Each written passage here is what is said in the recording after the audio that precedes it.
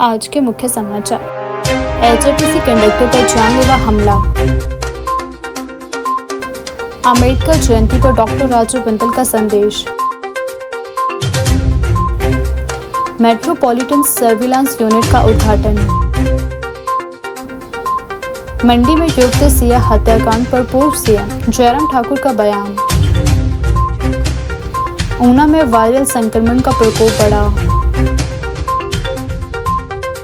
संजौली गुरुद्वारा विवाद गहराया। नरेश चौहान ने शिमला में आयोजित की प्रेस वार्ता। शहीद के नाम पर चल रहा स्कूल बंद। अब समाचार विस्तार से। एक साधारण सी बात जो सामान्य परिस्थितियों में कुछ ही क्षणों में सुलझ सकती थी, उसने ऐसा भयानक और हिंसक रूप ले लिया कि पूरे क्षेत्र में दहशत और आक्रोश का माहौल बन गया। हिमाचल पथ परिवहन निगम एचआरटीसी के कंडक्टर पर हुए इस जानलेवा हमले ने न केवल इंसानियत को शर्मसार किया है, बल्कि यह भी दर्शाया है कि समाज में सहनशीलता का एक स्तर किस तेजी से गिरता जा रहा है। यह घटना एक चेतावनी है कि यदि समय रहते ऐसे मामलों पर सख्ती नहीं बरती गई तो आने वाले दिनों में हालात और भी गंभीर हो सकते हैं। घटना के क्रम को देखें तो यह पूरी तरह स्पष्ट होता है कि विवाद की शुरुआत एक बेहद मामूली कारण से हुई थी। बस अपने निर्धारित मार्ग पर आगे बढ़ रही थी, लेकिन रास्ते में खड़ी एक स्कूटी के कारण उसे निकलने में कठिनाई हो रही थी। ऐसी स्थिति में कंडक्टर का यह कर्तव्य था कि वह रास्ता साफ करवाए ताकि यातायात सुचारू रूप से चल सके। इसी जिम्मेदारी को निभाते हुए कंडक्टर ने स्कूटी सवार युवक से वाहन हटाने का अनुरोध किया, लेकिन जिस तरह से इस सामान्य अनुरोध को लिया गया वह समाज में बढ़ती आक्रामक स्थिति को उजागर करता है। बताया जा रहा है कि स्कूटी सवार युवक ने इस बात को अपने अहंकार पर ले लिया और तुरंत आक्रमण कर लिया। उसने न केवल कंडक्टर के साथ अभद्र भाषा का इस्तेमाल किया, बल्कि उसे धमकाने की कोशिश भी की गई। यह स्थिति तब और भी गंभीर हो गई जब उसने बिना किसी झिझक के हाथापाई शुरू कर दी। एक सार्वजनिक स्थान पर लोगों की मौजूदगी में इस तरह का व्यवहार यह दर्शाता है कि कानून का डर धीरे धीरे लोगों के मन से खत्म होता जा रहा है। लेकिन इस पूरे घटनाक्रम का सबसे चिंताजनक पहलू यह रहा कि आरोपी ने इस विवाद को यहीं खत्म नहीं होने दिया। उसने अपने मोबाइल फोन का इस्तेमाल करते हुए अपने साथियों को मौके पर बुलाया जो पास के जिम में मौजूद थे।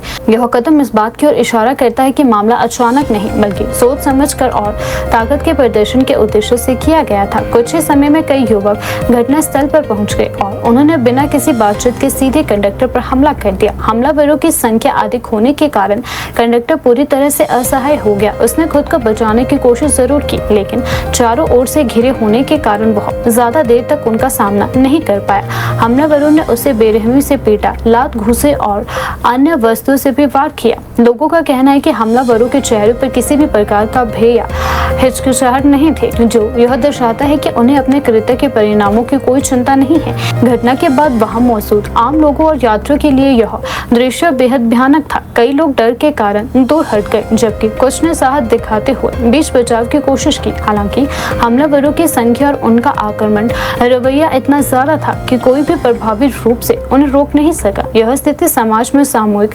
असहायता की भावना को भी दर्शाता है, जहां लोग चाहकर भी अन्याय के खिलाफ खड़े नहीं हो पाते हैं। हमले के बाद कंडक्टर की हालत बेहद गंभीर हो गई। वह खून से लथपथ होकर सड़क पर ही गिर गया। उसके सिर, चेहरे और शरीर के अन्य हिस्सों पर गहरी चोटें आई हैं। यह दृश्य किसी भी संवेदनशील व्यक्ति को झकझोर देने के लिए काफी था। स्थानीय लोगों की मदद से उसे तुरंत अस्पताल पहुंचाया गया, जहां डॉक्टरों ने उसका इलाज शुरू किया। चिकित्सकों के अनुसार उसे गंभीर चोटें आई, लेकिन समय पर इलाज मिलने के कारण उसकी जान बच गई। नमस्कार जी, मैं नवीन ठाकुर, उप प्रधान state HRTC conductor union Himachal प्रदेश।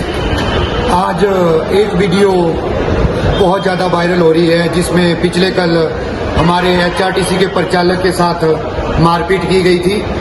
उस मारपीट में हमारे परिचालक भाई काफ़ी ज़्यादा जख्मी हुआ था। वो एक हमारे जोगिंद्रनगर क्षेत्र की गाड़ी है, वो गाड़ी अपने निर्धारित समय लेकर रूट पे जा रही थी।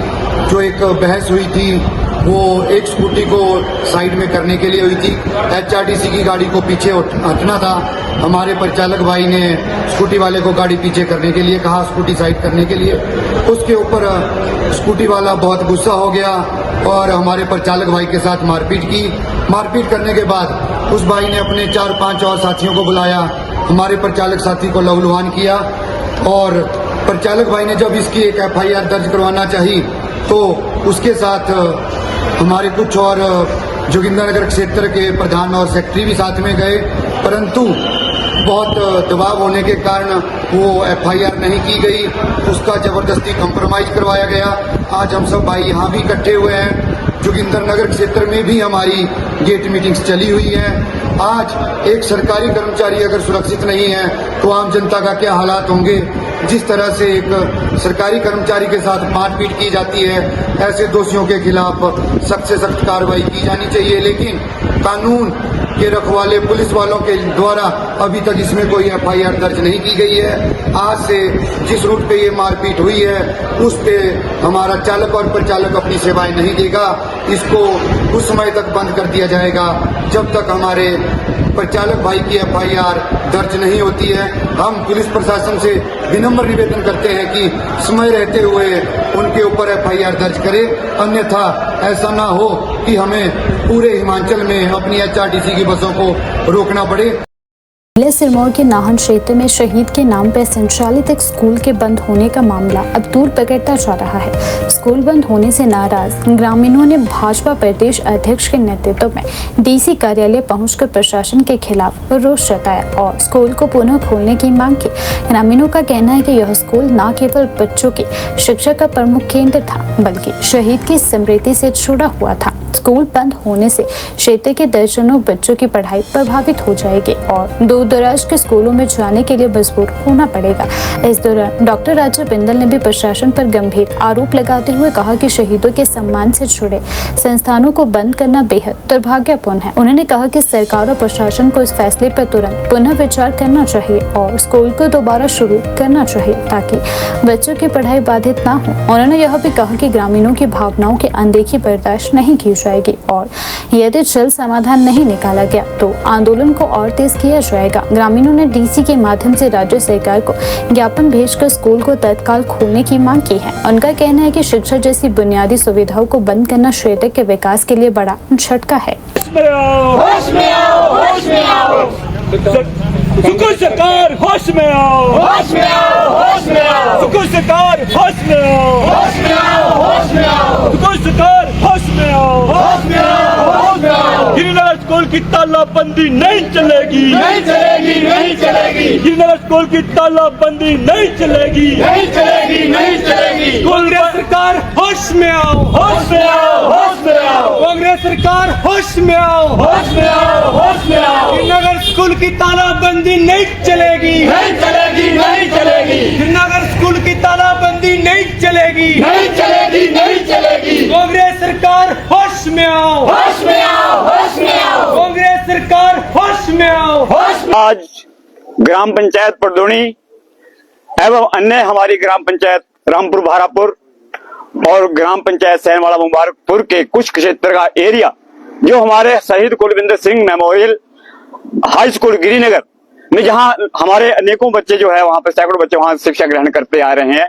सन 1959 से यह स्कूल हमारा संचालित था और पिछले वर्ष इन्होंने जो है सरकार ने वर्तमान सरकार के माध्यम से उस स्कूल को जो है बंद किया जा रहा है, जिसके प्रति हमारे आसपास के पंचायतों के आसपास के गांव के उस क्षेत्र के लोग आज आदरणीय हमारे डॉक्टर राजीव बिंदल जी के माध्यम से हम एक प्रतिनिधि मंडल जो है जिलाधीश महोदय जी से अपनी जो यहाँ पुकार लेकर के आए हैं कि हमारे कोई स्कूल को जो है जो कार्रवाई की है उसको तुरंत प्रभाव से उसको जो है उसके आदेश जो है रद्द किए जाएं और हमारे को जो है स्कूल जो है उसके क्षेत्र के लिए बहुत अति महत्वपूर्ण है।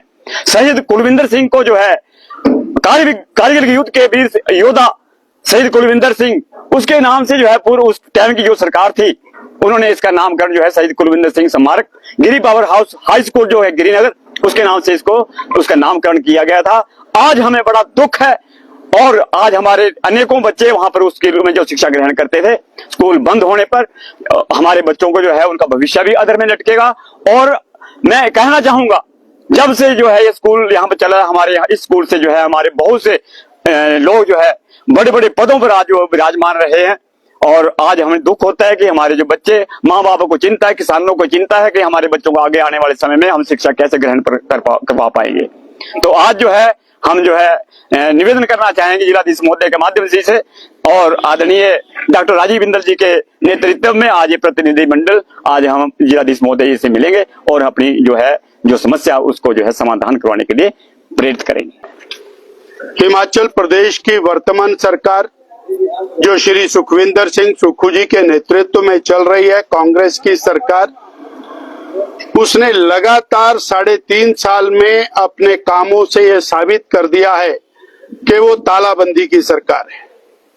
नाहन विधानसभा क्षेत्र को लगातार सुक्खू जी की सरकार और हमारे कांग्रेस के विधायक के द्वारा एक के बाद एक संस्थान को बंद करके जनता के ऊपर कुठाराघात किया जा रहा है। काला आम की तहसील को बंद करके हजारों लोगों को प्रतिदिन और 3.5 साल से जो कष्ट दिया जा रहा है वो न काफी समझते हुए अब इन्होंने और संस्थानों को बंद करना शुरू किया है। जहां काला आम की तहसील बंद की, 5 पटवार सर्कल बंद किए, उसके बाद 3 प्राइमरी हेल्थ सेंटर बंद किए और जिस इलाके से ये लोग आए हैं वहां की एक भारापुर की CHC भी बंद की, सैनवाला मुबारकपुर की PHC बंद की, त्रिलोकपुर की PHC बंद की, इन्होंने पंजाल की PHC को भी बंद किया। और इतना ही नहीं, उसके बाद वेटनरी पशु चिकित्सालयों को बंद करने का काम शुरू किया। 4 पशु चिकित्सालय बंद किए, 5, और अब इन्होंने बरसों से चलने वाला शहीद कुलविंदर सिंह के नाम पर जो 5 दशकों पुराना स्कूल है उसको बंद कर दिया, ताला लगा दिया। यानी जनता के साथ बदला ले रहे हैं। जनता ने कांग्रेस की सरकार इसलिए बनाई थी कि कुछ राहत मिलेगी। जनता ने कांग्रेस की सरकार उनकी झूठी गारंटियों के दम पर बनाई थी और एक के बाद एक स्कूलों का बंद करना, PHC का बंद करना, CHC का बंद करना, मेडिकल कॉलेज के भवनों को ताले लगाना, ये सारा काम वर्तमान सरकार कर रही है। आज ये जो प्रोटेस्ट है ये हमारी परदूनी पंचायत के भाई बहनों का प्रोटेस्ट है। महामहिम राज्यपाल महोदय को एक ज्ञापन जिलाधीश महोदया के माध्यम से प्रेषित कर रहे हैं और हम ये कहना चाहते हैं कि इस प्रकार की जो अंधेरगर्दी है, इस प्रकार की जो दादागिरी है, जनता और उसका बदला हिसाब से लेने वाली है। इतनी बात हमको इसमें कहनी है।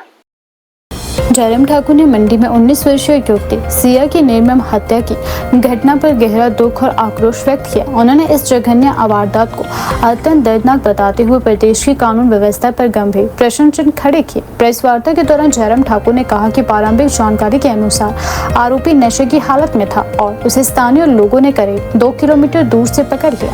उन्होंने बताया कि युवती पर बेहद क्रूर तरीके से हमला किया गया, जिससे उसकी गर्दन लगभग शरीर से अलग हो गई थी, बाजू कट गया और शरीर पर कई गंभीर चोटें भी पाई गई। उन्होंने कहा कि यह घटना समाज को झकझोरने वाली है, बल्कि यह दर्शाती है कि प्रदेश में अपराधियों के हौसले किस हद तक बढ़ चुके हैं। जयराम ठाकुर ने सवाल उठाया कि यदि आरोपी के नशे की लत के बारे में पहले से जानकारी थी तो नशे के खिलाफ चलाए जा रहे अभियानों का वास्तविक प्रभाव क्या है। उन्होंने प्रदेश सरकार पर निशाना साधते हुए कहा कि बड़े बड़े कार्यक्रम, मैराथन और जागरूकता अभियानों का आयोजन तो किया जा रहा है, लेकिन जमीनी स्तर पर नशे की समस्या लगातार बढ़ती जा रही है। उन्होंने कहा कि यह सरकार की नीतियों को दर्शाती है। जयराम ठाकुर ने सरकार की संवेदनशीलता पर भी सवाल उठाते हुए कहा कि इतनी बड़ी और दर्दनाक घटना के बावजूद मुख्यमंत्री और अन्य वरिष्ठ नेताओं द्वारा समय पर प्रतिक्रिया न देना दुर्भाग्यपूर्ण है। उन्होंने कहा कि ऐसे मामलों में तुरंत संवेदना और कार्यवाही दोनों आवश्यक है ताकि जनता में विश्वास बना रहे।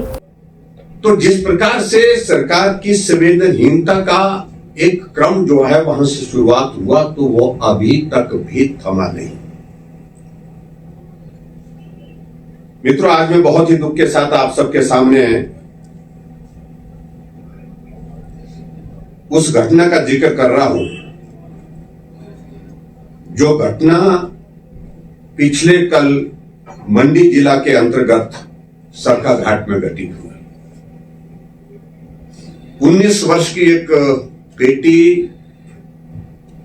जो सेकंड ईयर की कॉलेज में स्टूडेंट थी, सुबह उठ करके कॉलेज के लिए निकलती है और एक व्यक्ति उसका पीछा करते हुए उस पर धारदार हथियार से हमला करते हैं। बेटी की गर्दन लगभग शरीर से अलग हो गई, बाजू कट गया और इसके अलावा और भी शरीर पर गंभीर चोटें उसमें लगी और बिटिया की मौके पर ही मृत्यु हुई।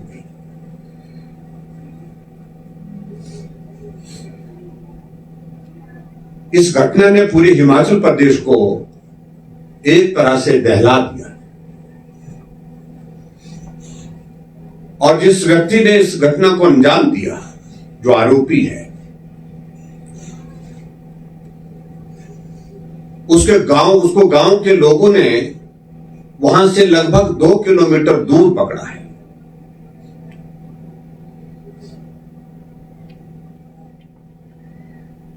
और वो भी जब पकड़ा तो मालूम पड़ा कि नशे की आदत उस नौजवान को थी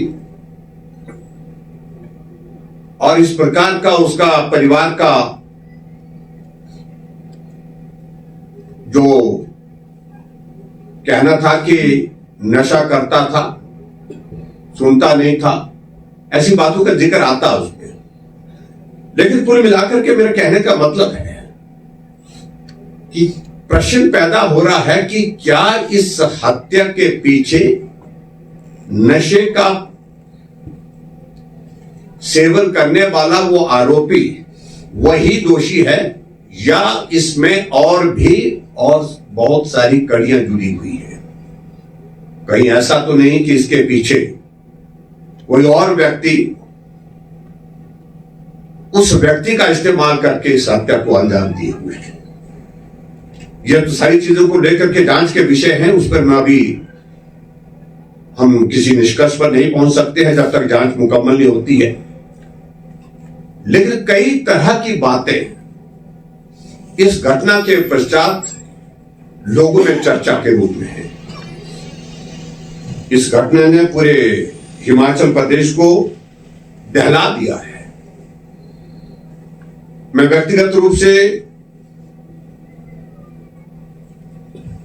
उस बेटी के पिता को मिला, परिवार के और सदस्यों को भी मिला जब पोस्टमार्टम के लिए बॉडी उनकी सरका घाट से नेचुरल मेडिकल कॉलेज में लाई गई थी। हम काफी देर तक उनके साथ बैठे और काफी देर तक बैठने के पश्चात पिताजी तो बहुत सदमे में थे और बहुत पीड़ा में थे। प्राइवेट एक ट्रक के चालक के रूप में वो काम करते हैं, उससे पालन पोषण करते हैं, परिवार का गरीब परिवार है। और उस सारी घटना के बारे में पिताजी जब जिस प्रकार से बता रहे थे कि उससे पहले उनके ही परिवार में उनकी बातचीत हुई, सुबह कुछ पैसे मुझे ट्रांसफर करने थे अकाउंट में, वो पैसे भी डाले, लेकिन बाद में इस प्रकार का जब संपर्क करने की कोशिश की तो मालूम पड़ा कि बेटी सिया नहीं रही और कुछ समझ में नहीं आ रहा था कि क्या घटित हुआ। ना कोई बोल पा रहा था कि मार दिया, बिटिया को मार दिया, सिया को मार दिया। तो ऐसा करके परिवार के लोगों ने वहां पर उनको जानकारी दी। निश्चित रूप से ये इस प्रकार की घटना से पूरा हिमाचल प्रदेश जो है वो एक दहशत के एक माहौल में है। अब नशे की अगर हम बात कहें तो मैं ये भी कहना चाहता हूं कि जब मालूम था कि वो व्यक्ति नशा करता है, नशे की आदत उसको पड़ गई है, तो अभी तक ये जो नशे का अभियान चला है, जहां बड़े बड़े मैराथन किए जा रहे हैं, बड़े बड़े इवेंट्स किए जा रहे हैं, बड़े बड़े वॉकथॉन किए जा रहे हैं, बैंड बाजे बजाए जा रहे हैं, उसका अभिप्राय क्या है? एक तरफ से लगातार सरकार की ओर से कहा जा रहा कि हम नशे के खिलाफ अभियान चला रहे हैं, नशे के खिलाफ अभियान चलाते हुए हम सफल हो रहे हैं, लेकिन घटनाओं का दौर तो देखिए। मुख्यमंत्री स्वयं अपने आप कहते हैं कि हिमाचल प्रदेश में जो हमने स्क्रीनिंग की है उसमें जो पंचायत के स्तर पर उसमें 25,000 बच्चे चिन्हित हुए हैं जो नशे का सेवन करते हैं। यह आंकड़ा हिमाचल जैसे छोटे से प्रदेश के लिए बहुत बड़ा आंकड़ा है। अगर आपने चिन्हित कर दिए तो उसके बाद आप आगे कार्रवाई क्या कर रहे हैं, उसमें उसका समाधान क्या कर रहे हैं? मात्र चिन्हित करने से नशे पर आप विराम नहीं लगा सकते हैं, नशे पर रोकथाम नहीं कर सकते हैं। और मैं तो इस सारी चीज को लेकर के संवेदनहीनता सरकार की किस कदर की है कि इतनी बड़ी घटना हुई, लेकिन ना मुख्यमंत्री ना उप मुख्यमंत्री, जो खासतौर से कांग्रेस पार्टी में जो वर्तमान में कोई नौजवान मंत्री हैं जो सोशल मीडिया में हर बात को डालते हैं, कहीं जिक्र तक नहीं है, संवेदनाएं तक व्यक्त नहीं की गई कि एक बिटिया 19 साल की नौजवान बिटिया का सर धड़ से अलग कर दिया कातिल ने। परिवार के प्रति हम संवेदना व्यक्त किए, इसकी भी आवश्यकता महसूस नहीं की गई।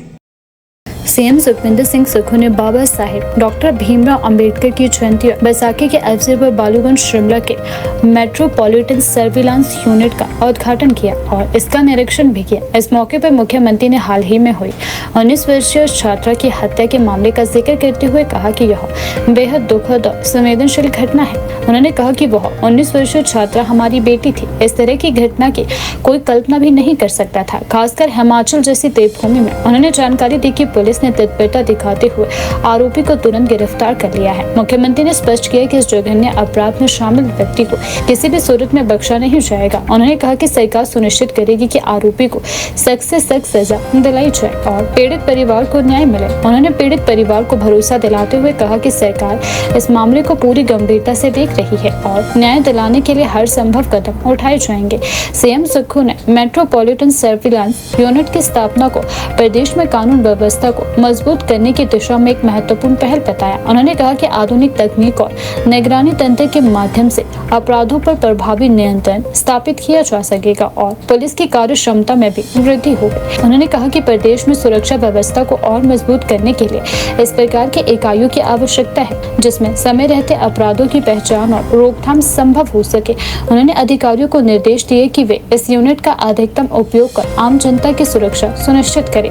इस दौरान मुख्यमंत्री सुखविंदर सिंह सुक्खू ने गायनी ओपीडी से संबंधित यूनिट को लेकर उठ रहे सवालों पर स्थिति स्पष्ट की। उन्होंने कहा कि इस यूनिट को बंद नहीं किया गया है, केवल स्थानांतरित किया गया है और यह पहले की तरह कार्य करता रहेगा।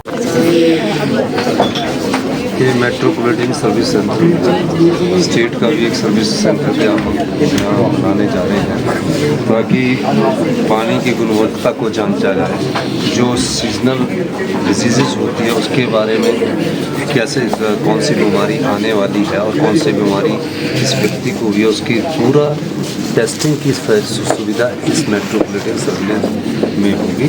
हम इस दृष्टिकोण से पूरे प्रदेश में इस प्रकार की व्यवस्था। वर्षीय छात्रा हमारी बेटी थी, बड़ी दुखद घटना घटी है, पुलिस ने उसी समय अरेस्ट कर लिया है।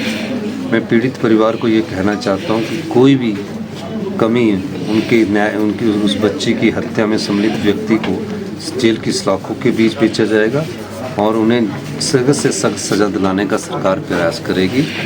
निश्चित रूप से ये कोई कल्पना भी नहीं कर सकता कि हिमाचल जैसी देवभूमि में कोई व्यक्ति इस प्रकार की घटना करता है, तो हिमाचल प्रदेश सरकार उस सारे मामले में बहुत गंभीर है।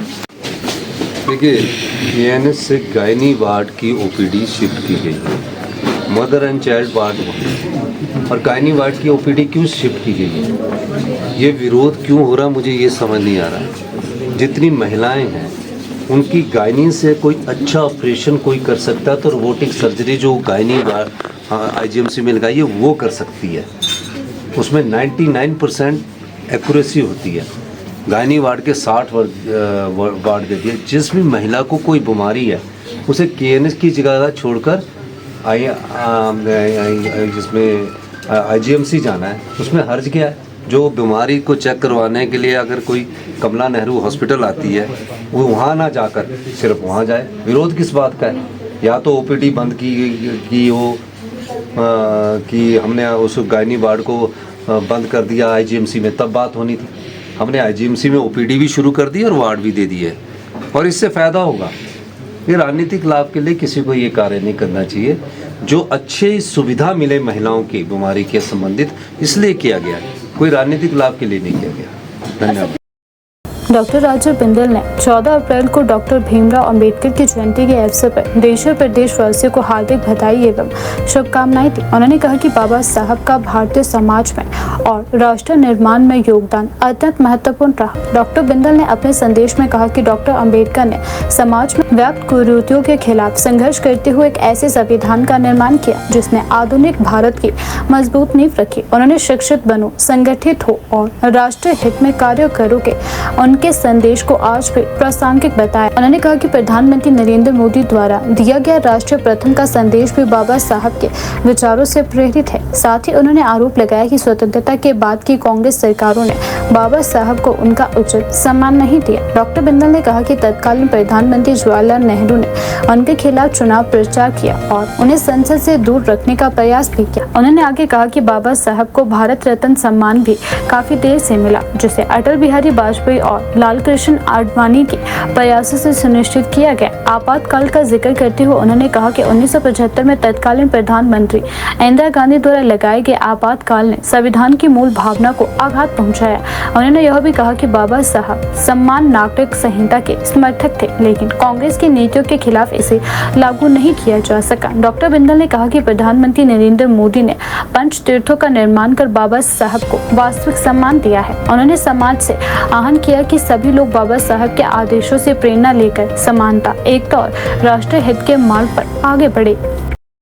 बाबा साहब डॉक्टर भीमराव अंबेडकर जी की जयंती पर समस्त भारतवासियों को, हिमाचल वासियों को शत शत बधाई, शुभकामनाएं। डॉक्टर भीमराव अंबेडकर जी का योगदान अविस्मरणीय है, अतुलनीय है। हमारे समाज के अंदर फैली हुई समस्त कुरीतियों के ऊपर चोट करते हुए, कुठाराघात करते हुए एक ऐसे संविधान का निर्माण डॉक्टर भीमराव अंबेडकर जी ने किया जो भविष्य के भारत की नींव के रूप में खड़ा हुआ है। उन्होंने बड़े स्पष्ट शब्दों में कहा, शिक्षित बनो, संगठित हो और देश के हित में विचार करो, देश के हित में काम करो। जो राष्ट्र प्रथम की बात आज माननीय मोदी जी करते हैं, उसी बात को उन्होंने अपने शब्दों के अंदर प्रचारित प्रसारित किया। बड़े कष्ट के साथ कहना पड़ता है कि भारत की वो महान शख्सियत जिन्हें आज़ादी के तुरंत बाद जो सम्मान मिलना चाहिए था, वो तात्कालिक कांग्रेस की सरकारों ने वो नहीं दिया। आदरणीय पंडित जवाहरलाल नेहरू जी ने डॉक्टर भीमराव अंबेडकर जी के दो चुनावों में उनके खिलाफ जाकर के प्रचार किया और भरपूर कोशिश की कि वो पार्लियामेंट के अंदर सदस्य के रूप में ना रह सके। माननीय नेहरू जी की कैबिनेट से डॉक्टर भीमराव अंबेडकर जी को इस्तीफा देना पड़ा। उन्हें भारत रत्न का सम्मान सर्वप्रथम मिलना चाहिए था, पर 1990 के दशक तक नहीं मिला, जब श्रद्धेय अटल जी, आडवाणी जी ने उनके भारत रत्न के लिए और प्रयास करते हुए भारत रत्न दिलवाया। और भी कष्ट की बात यह है कि जो संविधान उन्होंने प्रस्तुत किया 1975 में श्रीमती इंदिरा गांधी जी ने देश में आपातकाल लगा करके उस संविधान को परिवर्तित किया, उसकी मूल भावना को बदल दिया। वो संविधान अपने आप में फूल प्रूफ था। Baba Saheb Bhimrao Ambedkar uniform civil code के और प्रबल समर्थक थे। पूरे देश के अंदर सबके लिए एक समान नागरिक संहिता, एक समान कानून होना चाहिए। परंतु कांग्रेस की तुष्टीकरण की नीति के कारण यूनिफॉर्म सिविल कोड लागू नहीं हुआ।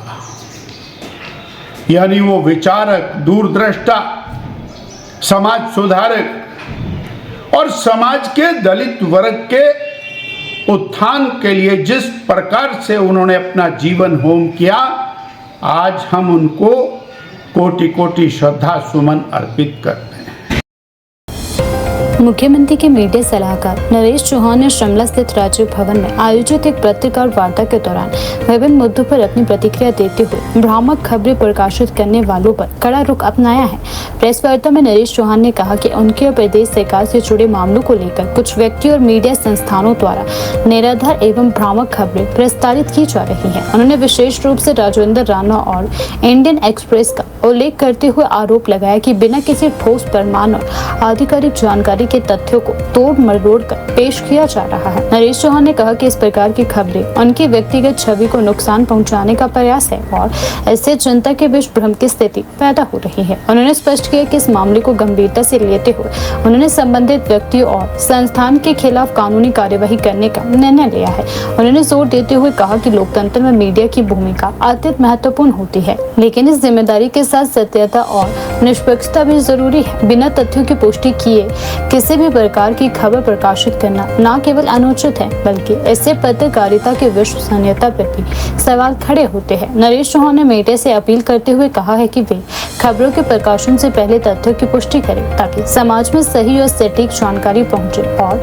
अनावश्यक भ्रम की स्थिति न बने। प्रेस वार्ता के अंत में उन्होंने दोहराया कि सरकार पारदर्शिता और जवाबदेही के सिद्धांतों पर कार्य कर रही है और किसी भी प्रकार की गलत जानकारी फैलाने वालों के खिलाफ सख्त कदम उठाए जाएंगे।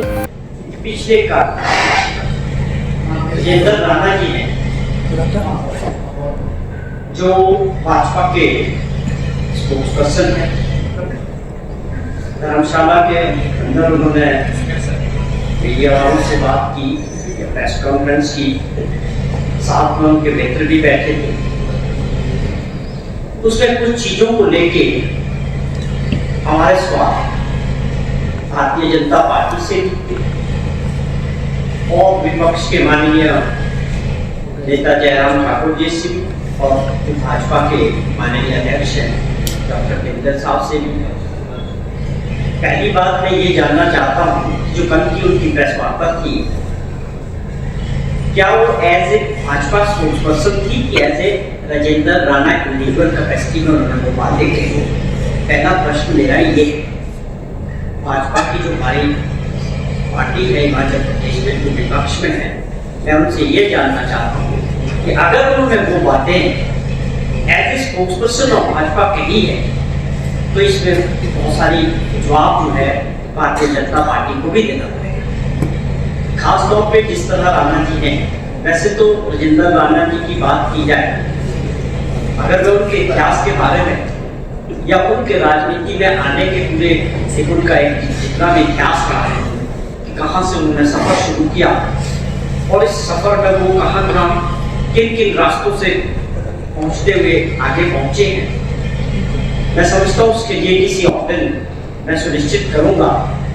पूरा समय है कि अब हमको एक बार फिर से ये पूरी जानकारी हिमाचल प्रदेश के लोगों के माध्यम में रखनी चाहिए, और मैं ये करूंगा बड़ी जल्दी कि उनका सफर कहाँ से शुरू हुआ था, पंजाब से, चंडीगढ़ से, और कैसे कैसे वो आगे हिमाचल प्रदेश में एंट्री हुई भाजपा से इंडिपेंडेंट, कांग्रेस से फिर भाजपा में, वो भी मैं समझता हूँ, उस पर भी बात करें। लेकिन ये भी मैं समझता हूँ कि उनका पर्सनल दर्द हुआ कि एक चुना हुआ विधायक था और कैबिनेट मिनिस्टर के बात हो रही थी, सपने थे, होना था सरकार में, और उसके बाद उनकी जो लालसा थी या जो उनकी कार्यशैली थी, उसकी वजह से किस तरह की परिस्थितियां हिमाचल प्रदेश में बनी, वो उसके सबसे बड़े महानायक वो थे जो सरकार गिराने की साजिश हुई, जिन्होंने अपनी पार्टी को अपनी सरकार को गिराने का साजिश किया।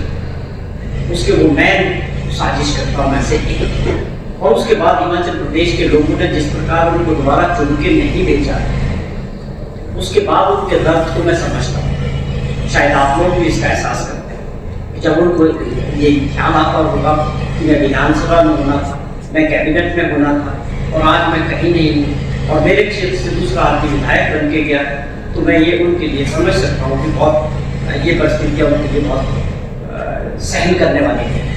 वो एक अलग बात है। लेकिन राणा जी बार बार जिस तरह का प्रयास हमारी सरकार को या माननीय मुख्यमंत्री जी को बिना फैक्ट्स के आधार पे एक बदनाम करने का और एक साजिश करने का काम, वो तो उनका खैर स्वाभाविक है, जहाँ से वो आए, जिस परिवेश से आए हैं, जो उनका राजनीतिक सफर रहा है, वो सबके सामने, उसमें कुछ ज़्यादा छुपी हुई बातें नहीं। लेकिन वो प्रयास करते हैं कि शायद अपनी फ्रस्ट्रेशन निकालने के लिए या एक्टिव रहने के लिए। पिछले कल उन्होंने जिस तरह से सरकार में काम कर रहे एडवाइजर्स के तौर पे जितने भी लोग हैं उनके लिए जो टिप्पणियां की कि ये लोग सरकार में जो है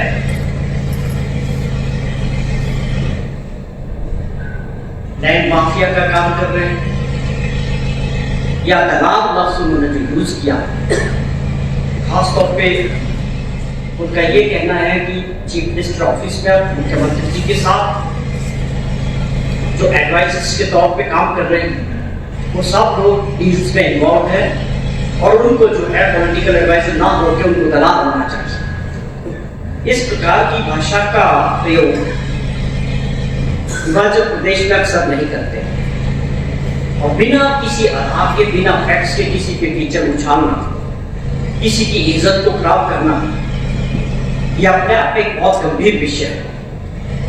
आप सभी जानते हैं कि मैं तकरीबन 25 साल से ऊपर मुझे समय हो गया लगातार कांग्रेस पार्टी की तरफ से, यूथ कांग्रेस की तरफ से मैं पार्टी का हमेशा मीडिया में पक्ष रखता रहा, एज ए स्पोक्स पर्सन, जैसी भी जिम्मेदारी पार्टी ने मुझे।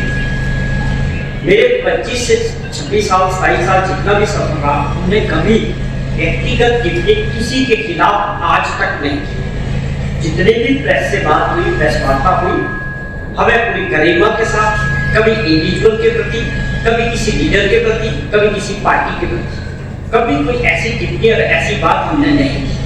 ये मैं अपने बारे में बताना चाहता हूँ। वो बार बार बोलते जा रहे थे, तो हम इन चीजों को ज्यादा तुल नहीं देना चाहते। हमारी अपनी शैली, हम किसी पे गलत आरोप और व्यक्तिगत आरोप या गलत टिप्पणी या झूठा प्रचार करके किसी की भी इज्जत को खराब करने का काम ना हमारे पार्टी में ऐसे संस्कार है, ना हमारे परिवार में हम ऐसे संस्कार किए। जिला ऊना में इन दिनों मौसम में लगातार हो रहे बदलाव ने लोगों की सेहत पर गहरा असर डालना शुरू कर दिया है। दिन में तेज धूप और सुबह शाम ठंड के कारण पैदा हुए असामान्य मौसम ने वायरल बुखार, जुकाम, खांसी और गले के संक्रमण के मामलों में तेजी से बढ़ोतरी कर दी है। हालात ऐसे है कि इसका सीधा असर अस्पतालों में भी देखने को मिल रहा है, जहाँ मरीजों की संख्या में लगातार इजाफा हो रहा है। क्षेत्रीय अस्पताल ऊना में इन दिनों रोजाना करीब 100 मरीज वायरल संक्रमण से जुड़ी शिकायतों के साथ उपचार के लिए पहुंच रही है। यह संख्या सामान्य दिनों की तुलना में काफी अधिक मानी जा रही है। अस्पताल के ओपीडी में सुबह से ही लंबी कतारें देखने को मिल रही है और दिन भर मरीजों का आना जाना लगा रहता है। इससे स्वास्थ्य सेवाओं पर भी अतिरिक्त दबाव बनता दिखाई दे रहा है। स्वास्थ्य अधिकारियों के अनुसार इन मरीजों में बच्चों और बुजुर्गों की संख्या सबसे अधिक है। विशेषज्ञों का कहना है कि ये दोनों वर्ग मौसम में बदलाव के प्रति अधिक संवेदनशील होते हैं, इसीलिए इनमें संक्रमण का खतरा ज्यादा रहता है। ऐसे मामलों में पूरा परिवार ही वायरल संक्रमण की चपेट में आ रहा है, जिससे स्थिति और भी चिंताजनक हो गई है। अस्पताल में आने वाले मरीजों में बुखार, गले में खराश, खांसी, सिर दर्द, बदन दर्द और कमजोरी जैसे सामान्य लक्षण सबसे अधिक देखने को मिल रहे हैं। इसके अलावा कुछ मरीज उल्टी, दस्त, पेट दर्द और पाचन संबंधी समस्याओं की शिकायत भी कर रहे हैं। डॉक्टर के मुताबिक यह मिश्रित वायरल संक्रमण का संकेत हो सकता है, जो तेजी से फैलता है और शरीर को कमजोर कर देता है। डॉक्टर का मानना है कि मौजूदा मौसम में तापमान का अचानक बदलना इस समस्या की सबसे बड़ी वजह है। दिन में गर्मी के कारण लोग हल्के कपड़े पहनते हैं, जबकि सुबह और शाम को ठंड बढ़ने से शरीर को अचानक तापमान के अंतर का सामना करना पड़ता है। इससे शरीर के रोग प्रतिरोधक क्षमता प्रभावित होती है और वायरस को शरीर में प्रवेश करने का मौका मिल जाता है। चिकित्सक अधीक्षक डॉक्टर संजय मनकोटिया ने बताया कि अस्पताल में वायरल मरीजों की संख्या में स्पष्ट बढ़ोतरी हुई है। उन्होंने कहा कि मौसम में बार बार हो रहे बदलाव के कारण संक्रमण के मामले बढ़ना सामान्य है, लेकिन यदि समय रहते सावधानी बरती जाए तो इससे बचाव संभव है। उन्होंने लोगों से अपील की है कि किसी भी लक्षण को नजरअंदाज न करें और समय पर जाँच करवाए। अस्पताल प्रबंधन के अनुसार मरीजों की बढ़ती संख्या को देखते हुए अतिरिक्त व्यवस्थाएं की जा रही है, ताकि इलाज में किसी भी प्रकार की परेशानी न हो। डॉक्टर और स्टाफ को भी अलर्ट मोड पर रखा गया है और जरूरी दवाइयों की उपलब्धता भी सुनिश्चित की जा रही है। विशेषज्ञों का कहना है कि छोटे बच्चों और बुजुर्गों की रोग प्रतिरोधक क्षमता अपेक्षाकृत कमजोर होती है, जिससे वे वायरल संक्रमण की चपेट में जल्दी आ जाते हैं। बच्चों में तेज बुखार और खांसी के मामले तेजी से सामने आ रहे हैं। वहीं बुजुर्गों में सांस लेने में दिक्कत और कमजोरी जैसी समस्याएं अधिक देखी जा रही है। ऐसे में दोनों वर्गों को विशेष देखभाल की आवश्यकता रहती है। स्वास्थ्य विशेषज्ञ ने लोगों को बदलते मौसम के अनुसार अपने दिनचर्या और खान-पान में सुधार करने की सलाह दी है। उन्होंने कहा कि सुबह और शाम के समय ठंड से बचाव के लिए हल्के गर्म कपड़े पहने, ठंडा पानी, आइसक्रीम और फ्रिज में रखी चीजों का सेवन करने से बचें, बाहर का खुला और अस्वच्छ भोजन न करें, पर्याप्त मात्रा में पानी पिए और शरीर को हाइड्रेट रखें, हाथों की साफ सफाई का विशेष ध्यान रखें, भीड़-भाड़ वाली जगहों पर जाने से बचें। डॉक्टर ने स्पष्ट किया कि यदि किसी भी व्यक्ति को 2 से 3 दिनों तक लगातार बुखार रहे, तेज खांसी हो, सांस लेने में तकलीफ हो, गले में अधिक दर्द या शरीर में असामान्य कमजोरी महसूस हो, तो तुरंत डॉक्टर का परामर्श लेना चाहिए। स्वयं दवा लेने या घरेलू उपचार पर निर्भर रहने से स्थिति बिगड़ सकती है। स्वास्थ्य विभाग ने लोगों से सतर्क रहने और अफवाहों से बचने की अपील की है। विभाग का कहना है कि समय पर जाँच, सही उपचार और सावधानी ही इस वायरल संक्रमण से बचाव का सबसे प्रभावी उपाय है। कुल मिलाकर ऊना में बढ़ते वायरल संक्रमण ने एक बार फिर यह साबित कर दिया है कि बदलते मौसम के दौरान लापरवाही भारी पड़ सकती है। ऐसे में जरूरी है कि लोग जागरूक रहे, अपने स्वास्थ्य का ध्यान रखें और किसी भी लक्षण को हल्के में न लें। संजौली स्थित गुरुद्वारा साहिब में वर्तमान संगत समिति और दूसरे संगत समूहों के बीच विवाद का मामला सामने आया है, जिसने सिख समुदाय के भीतर मतभेदों को उजागर कर दिया है। आज आयोजित एक प्रेस वार्ता में दूसरे संगत समूह के प्रतिनिधि सिमर सिंह सहित अन्य सदस्यों ने अपनी बात रखते हुए कहा कि वे इस विवाद का समाधान आपसी सहमति और संवाद के माध्यम से चाहते हैं। उन्होंने स्पष्ट रूप से मांग उठाई कि गुरुद्वारा प्रबंधन के लिए दोबारा चुनाव करवाए जाए, ताकि पारदर्शिता बनी रहे और सभी पक्षों के बीच विश्वास बहाल हो सके। समूह ने आरोप लगाया कि वर्तमान संगत समिति बातचीत और समझौते के प्रयासों को स्वीकार नहीं कर रही है, जिससे विवाद और भी अधिक बढ़ता जा रहा है। उन्होंने यह भी कहा कि हाल ही में आयोजित एक अन्य प्रेस वार्ता में उनके खिलाफ झूठे आरोप लगाए गए हैं, जिससे न केवल उनकी छवि को नुकसान पहुंचा है, बल्कि पूरे सिख समुदाय की छवि को प्रभावित करने की कोशिश की गई है।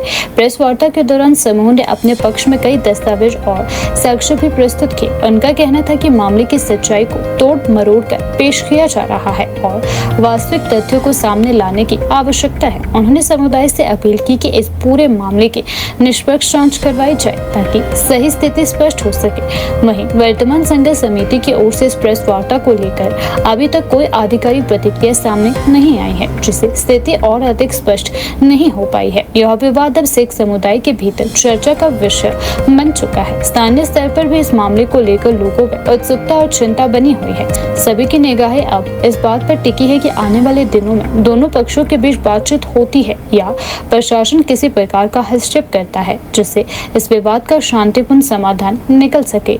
मैं आपसे रिक्वेस्ट करता हूँ कि पहली बात तो यह है कि आपस में झगड़ा फसाद तू मैं किंतु तुम होनी ही नहीं चाहिए। कारण क्या है कि हम बहुत थोड़े सिख कौम के जो लोग हैं बहुत थोड़े हैं, और वहाँ पर गुरुद्वारे में जितने भी आते हैं वो हर एक धर्म के जो हैं सदस्य वहाँ पहुँचते हैं और अपने अपनी श्रद्धा के अनुसार अपने श्रद्धा के फूल भी चढ़ाते हैं और भजन कीर्तन जो कि वहाँ पर हमारे जो ग्रंथी हैं वो वहाँ पर सुनाते हैं सबको। वहाँ से हमें बहुत अच्छी अच्छी शिक्षाएँ मिलती हैं। दूसरी बात कि संगत में बैठकर बहुत सारी चीज़ें ऐसी हैं जो असर करती हैं। आज तक ऐसा नहीं हुआ, मेरी भी तकरीबन 80 साल की उम्र होने को आ रही है और मैं काफ़ी सालों से तकरीबन 18 से लेकर आज तक गुरुद्वारे में काफ़ी चीज़ें देखी हैं और काफ़ी कुछ देखा है, जिसकी वजह से मुझे ये पता है कि आपस में प्यार भाईचारा जो है वो हमेशा रहा है। पर आज ये वक्त आ गया है, मुझे नहीं पता कि क्या बात है। वो भी हमारे भाई हैं जो इस वक्त झगड़ने में तैयार हुए हैं, वो भी हमारे भाई हैं, जिसकी वजह से हम सब लोग जो हैं इस चीज़ से परेशान हुए और संगत के पुरजोर से संगत के कहने से हमारे में एक सदस्य ऐसा पहुंच गया जिसकी बहुत देर से इंतजार हुई थी। ये इंतजार हुई थी कि कोई अच्छा बुलारू जो बोलने वाला भी हो और ठीक ढंग से संगत को भी समझाए और वो सब की इकट्ठे करके सबको एक लाइन में चले, लेकिन ऐसा नहीं हुआ क्योंकि वहाँ पर जो दो सदस्य हैं वो दो सदस्य हैं एज ए प्रधान और जो वहाँ की सेक्रेटरी है। उससे पहले और भी कई काम कर चुके हैं लेकिन किसी ने कुछ नहीं किया। वो अपने ढंग से काम करते हैं और टाइम पर आकर रिजाइन भी दिया। झगड़े के साथ थोड़े बहुत छोटे मोटे हुए और उसके बाद वो फारग हो जाता है। मुझे ये नहीं समझ आता कि इस वक्त वो क्यों इस कुर्सी के पीछे पड़े हुए हैं जो कि गुरु घर की संगत की सेवा करने के लिए होती है, ना कि इसलिए होती है कि मैं प्रधान बन गया तो मैं बहुत बड़ी चीज बन गया हूँ। वो बल्कि औरों की सुनने के लिए पर क्या करता है, अपनी मन की बात करने के लिए सबको ड्राबे में लेकर सबको इकट्ठे करने की कोशिश करता है। वो अच्छी बात नहीं है। तो जैसे कि इन्होंने बताया कि सभी संगत को वो चोर चोर बोलते हैं, जितनी भी संगत है सभी संगत को वो चोर चोर बोलते हैं। और ये काफ़ी लोगों के सबसे बड़े पहले ये सवाल, कईयों को इस चीज़ की अनअवेयरनेस थी, लोग यहाँ थे नहीं, या कुछ लोगों को इस चीज़ की क्लैरिटी नहीं मिली कि हम कोर्ट क्यों गए। कोर्ट जाने के लिए ये हमने जो एक व्हाट्सएप ग्रुप बनाया है संगत का जिनसे साइन करें। सबसे पहले तो उन्होंने कहा कि हमारे ग्रुप में 200 कुछ मेंबर हैं।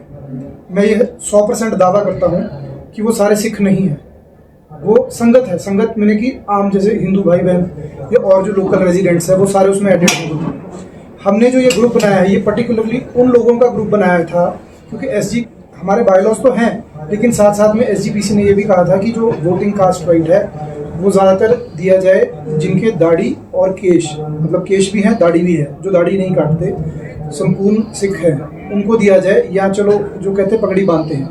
क्योंकि हमारे इसमें एक एमओए में वर्ड है सहजधारी सिख। सहजधारी सिख वो होता है जिनके बाल कटे होते हैं लेकिन वो सिख फैमिली से होते हैं, दाढ़ी या बाल उन्होंने कटवाए होते हैं, सहजधारी होते हैं। तो उन्होंने अपने ग्रुप में वो सारे ऐड करे हैं तो उनका नंबर वहाँ पहुँचा है। हमारी कभी फाइट नंबर की नहीं है।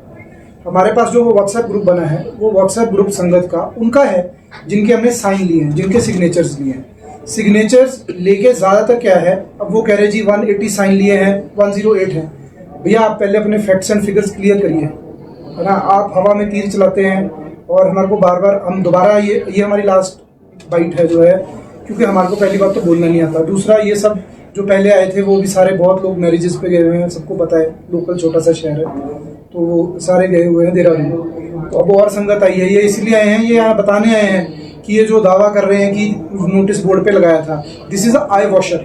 जो उन्होंने काम किया, जो उन्होंने बताया कि हमने नोटिस बोर्ड पे लगा दिया लिखकर कि चंदा इकट्ठा करना है। अब इन्होंने कितनी अच्छी बात बोली है कि चलो इन्होंने हमारा नाम लिया, हम घर घर गए, वो भी घर घर आ जाते हैं। उनको पता है हमने उनके ऊपर केस किया है या हमारी उनके साथ 2-3 बार मीटिंग्स हो चुकी है। हमने सिंह सभा को भी अप्रोच किया, अभी वो आपको सारी बात बताऊंगा। तो उनको पता है कि हम चाहते हैं इलेक्शन, संगत इलेक्शन चाहती है क्योंकि हम संगत हैं। हम जब तक हम नॉमिनेशन नहीं भरते सर, पहली बात तो मैं कभी प्रेसिडेंट बनूंगा नहीं, ये मैं क्लैरिफाई कर रहा हूँ यहाँ पर, मैं कभी प्रेसिडेंट नहीं बनूंगा। क्यों? उसका कारण ये है कि मैं बहुत ऑक्यूपाइड रहता हूँ। ये सिर्फ मेरी मन की भावना और श्रद्धा है अपनी पर्सनली, जो मैं संगत के साथ जुड़ा हूँ, तो इसलिए जुड़ा हूँ कि मैं चाहता हूँ कि संगत गुरुद्वारे आए। जिस इंसान को ये चीज़ पता लग जाती है कि संगत को गुरु घर से जोड़ने का या किसी भी श्रद्धालु को मंदिर से जोड़ने का फल क्या है? इससे बड़ा आप कह रहे हैं कि एक यहाँ का बैंक बैलेंस होता है और एक वहाँ का बैंक बैलेंस होता है, वो सबसे जल्दी बढ़ता है, रैपिडली बढ़ता है। और ये मेरा भगवान जानता है या मैं जानता हूँ कि मेरे धर्म में इसके अलावा और कोई मंशा नहीं है। कभी एग्जीक्यूटिव कमेटी में भी मुझे आना पड़ेगा आने वाले वक्त में, 10 साल, 15 साल, 20 साल, 5 साल, क्योंकि उन्होंने कहा कि ये पिछले समय में मेंबर नहीं रहे कोई भी, हम इस्तीफा दे देंगे। कश्मीर सिंह जी तो जनरल सेक्रेटरी थे, वो मेंबर की बात कर रहे हैं, ठीक है जी। उनके फादर फाउंडर हैं। आज मैं पूरा एमओए लेके आया हूँ, ये रजिस्ट्रार ऑफिस में जो हमने ये दिया था ये सारा मैं लेके आया हूँ डेटा, और इसमें एमओए में बहुत सारी चीजें, उन्होंने बड़े बड़े झूठ बोले, बड़े बड़े दावे किए ऐसा वैसा, और आप मीडिया का किसी भी सवाल का उन्होंने सही जवाब नहीं दिया।